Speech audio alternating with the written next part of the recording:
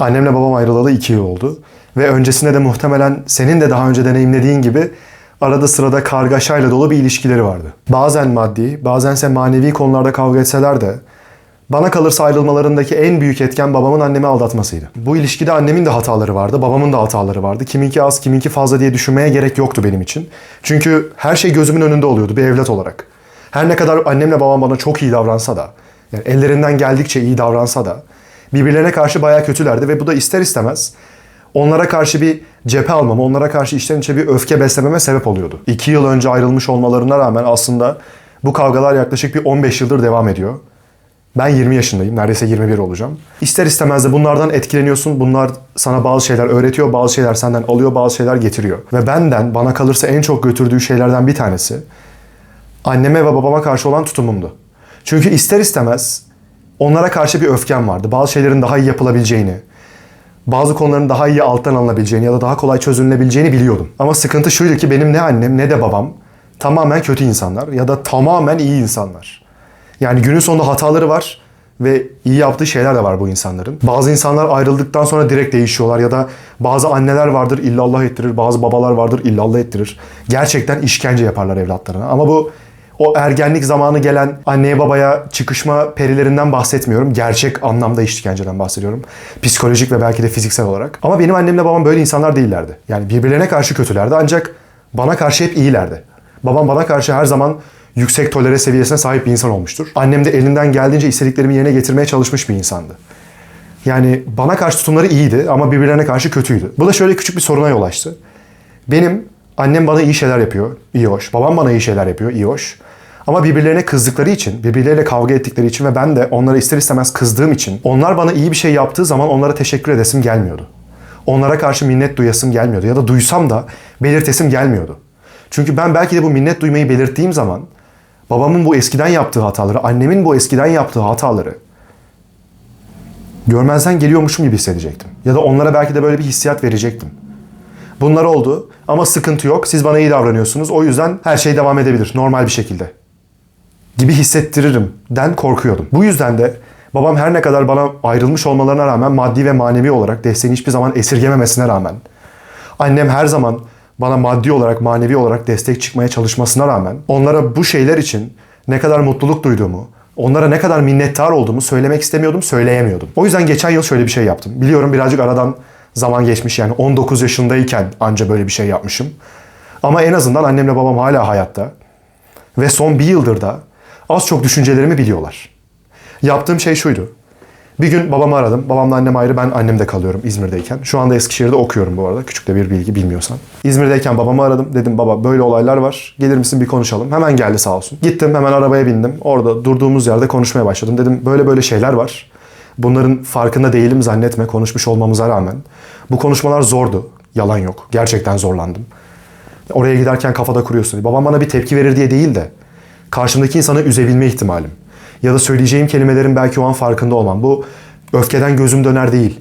Belki kırıcı bir şey söylerim ama o an anlamam onu. Anladın mı? Çünkü daha önce bu tarz bir konuşma yapmadım karşımdaki insana.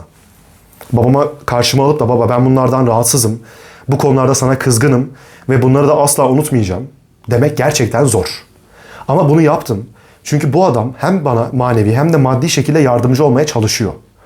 Ve ben bu adama gidip bunların hepsi için teşekkür ederim demek istiyorum. Ama aynı zamanda kalbimin kırgın olduğu konularda bilmesi lazım ki ona bu konularda teşekkür ettiğim zaman içten içe okey ya sıkıntı yok demesin. Çünkü sıkıntı var. Babamı aldım. Böyle böyle konuştuk. Dedim baba böyle böyle sıkıntılar var ve bunları asla unutmayacağım. Asla da kabul etmiyorum. Ama benim için böyle yaptığın güzel şeyler varken bunları da takdir etmek isterim. O yüzden az önce sana yaptığım açıklamayı ona da yaptım. Dedim ki bunları sana da söylemek isterim. Çünkü bende hakkın var. Bunları söylerken de içimin rahat olmasını istiyorum. Babamla bunu yaptıktan sonra ilişkimiz 10 kat falan daha iyi oldu. En azından benim her zaman sırtımda taşıdığım bir yük vardı ve o yük azaldı.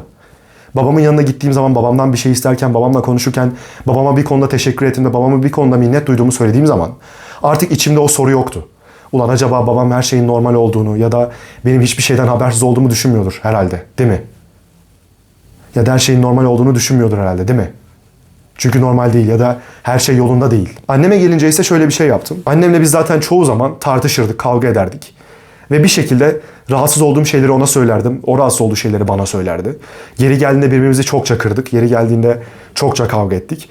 Ama en azından ikimiz de birbirimizde hangi konularda rahatsız olduğumuzu biliyorduk. O yüzden aslında annemle oturup anne ben bu konularda rahatsızım ama işte bunları konuşmamız lazım. Bunlar normal değil. Bunların da farkındayım dememe gerek yoktu. O tarz zor bir konuşma yapmama gerek yoktu. Oturdum. Anneme dedim ki anne ben seni seviyorum. Sana bu konularda minnet duyuyorum. Çok teşekkür ederim. Gittim sarıldım. Ama bundan önce çok daha etkin bir şey yapmıştım. O zaman Eskişehir'deydim. Daha bu babamla olan konuşmamdan da önceydi. Bu anneme yüz yüze gelip minnet duyduğumu, teşekkür ettiğimi söylemeden de önceydi. Eskişehir'deyken şöyle bir şey yaptım. Zaten anneme karşı oturup da konuşmamız gereken ciddi meseleler yoktu. Bir şekilde daha öncesinde çözmüştük sorunları. Ya da çözmeye çalışıyorduk güncel olarak. Bir tane A4 kağıdı aldım. Mektup yazar gibi. Sevgili annem. Bıdı bıdı bıdı bıdı bıdı. Sevgilerimle Mehmet Furkan Gönenç ya da sevgili oğlun. Altına imza falan attım. İşte tarihimi yazdım falan. Bildiğin oraya mektup yazdım. Ve mektubun içeriği de anneme şimdiye kadar söylemediğim, hangi konularda minnet duyuyorsam, belki de bundan 10 yıl önce bana hiç parası olmamasına rağmen dışarıdan yemek söylemiştir, canım çok çekti diye atıyorum. Onu unutmadığımı, bu konuda çok minnettar olduğumu, şu anda benim için yaptığı her konuda çok minnettar olduğumu, onu çok sevdiğimi içeren bir not yazdım. Bir mektup. Onu ne kadar çok sevdiğim, ne kadar her konuda minnet duyduğum, bazı benim için yaptığı ve normalde işte anne çok teşekkür ederim demediğim konuları tek tek oraya yazdım. Onların farkında olduğumu bilmesini istedim. O kağıdı ben sarıp mektup olarak anneme yollayabilirdim de. Ama yollamadım. Fotoğrafını çekmek istedim. Fotoğrafını çekip WhatsApp'tan attım. Hiçbir şey demeden. Bir anda ansızın. Günün ilerleyen saatlerinde annemi aradığım zaman işte o an çok duygulandığını, bunun çok hoşuna gittiğini vesaire söyledi. Ve şunu fark ettim. İnsanlar, annesinin, babasının, sevdiği insanların genel olarak sonsuza kadar yaşayacağını düşünüyor. Yarın ne olacağını düşünmüyor. Arada sırada bu özellikle biz de büyüdükçe akla insanın gelir, tamam mı? İşte annem babam yaşlanıyor. Atıyorum annenin bir sağlık sorunu çıkar. Ulan dersin Allah kahretsin. Kadın yaşlanıyor iyice. Hani farkına varırsın. Ya da babanda aynısı çıkar. İşte beyazları artar, kırışıklıkları artar, görürsün, üzülürsün. Dersin peder gidiyor. Anne gidiyor. Ne oluyor? Tövbe estağfurullah dersin. Bunu insanın her gün düşünmesi lazım. Çünkü senin sevdiğin insanların uzun süre yaşayacağını düşünmen çok küstahça bir davranış. Yarına çıkacakları, 5 dakika sonraya çıkacakları bile belli değil. Ve senin bu insanların sana yaptıkları bu kadar çaba, bu kadar uğraştıkları şey sonrasında onlara gidip bir teşekkürü, bir minnettarlığını ifade etmekten bile esirgiyorsan bu insanlar ne için yaşıyor? Tamam kendileri var, kendi hayatları vesaire ama bu hayatta en çok değer verdikleri insan onlara gelip onlar için bir de senin için bu kadar çok şey yapıyorlarken teşekkür etmiyorsan kendini onların yerine koy. O kadar uğraşıyorsun, ediyorsun, evladını düşünüyorsun, bir şeyler yapıyorsun. Ama bu çocuk her şey normalmiş gibi. Normal takılmaya devam ediyor. Bak şeyi anlarım. İşte beni onlar bu dünyaya getirdi ve bana bakmak zorundalar falan. Tamam zorundalar. Bu kadar iyi bakmak zorundalar mı? Belki şu an diyebilirsin ki ama annem işte bana böyle davranıyor, babam böyle davranıyor, bana istediğim şunu almıyorlar, bunu yapmıyorlar. Öncelikle birazcık minnettar ol. Öncelikle. Ne durumda insanlar var gerçekten. Şu anda soykırım yapılıyor insanlara. İnsanların kolu bacağı kopuk şekilde. Annesi patlatılmış şekilde bir güne uyanıyor insanlar. O yüzden hala elinde en azından bu insanlar yaşıyorken mutlu ol. Öncelikle. Ve ikinci olarak senden bir uygulanabilir adım isteğim var.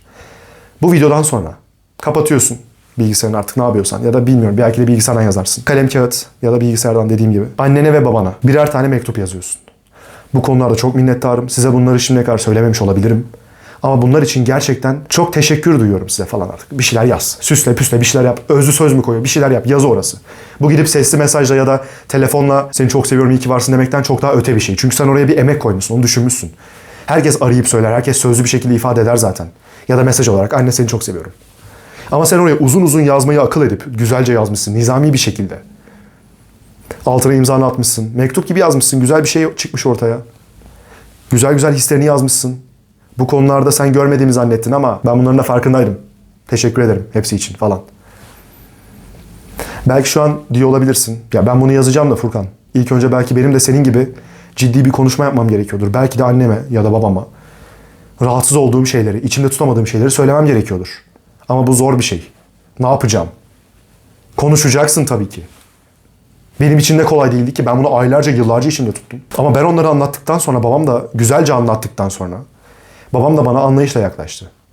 Belki annenin babanın anlayışla yaklaşmayacağını düşünüyor olabilirsin. Ama en azından git dene.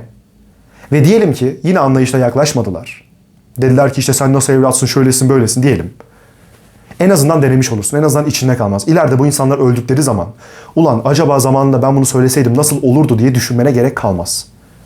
Ve evet, bu insanlar bir gün ölecek. Benim annem ve babamla aramdaki problemlerin belki de %90'ını çözmemdeki olay buydu. Ben şu anda anneme karşı çok daha hassas yaklaşıyorsam, babama karşı çok daha açık bir şekilde yaklaşabiliyorsam bu konuşmalar ve bu mektup sayesindedir. Bazı şeyleri ifade etmek, karşındaki insanın bunları bildiğini varsaymasından çok daha güçlü oluyor.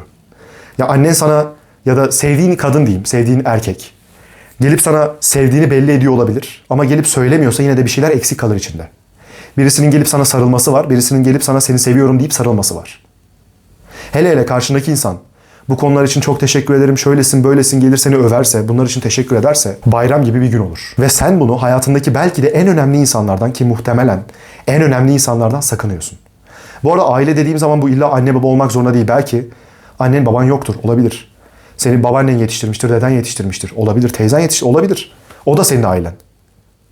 Ya da belki de kardeşin vardır sadece hayatta. O da senin ailen. Belki de eşin vardır sadece. Annen baban vefat etmiştir, olabilir. O zaman eşinle bunları konuşacaksın.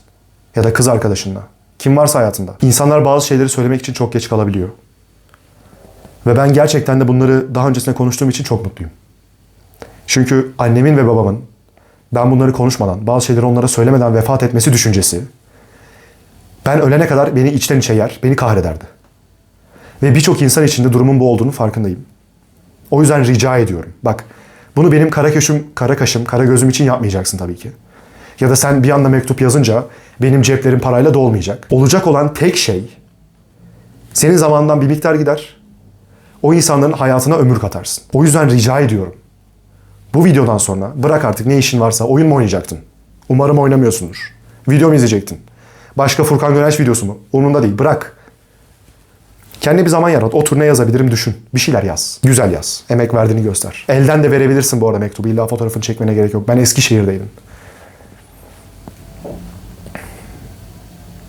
En kötü anında bile en iyi hamleni yap. Daha sonra görüşmek üzere.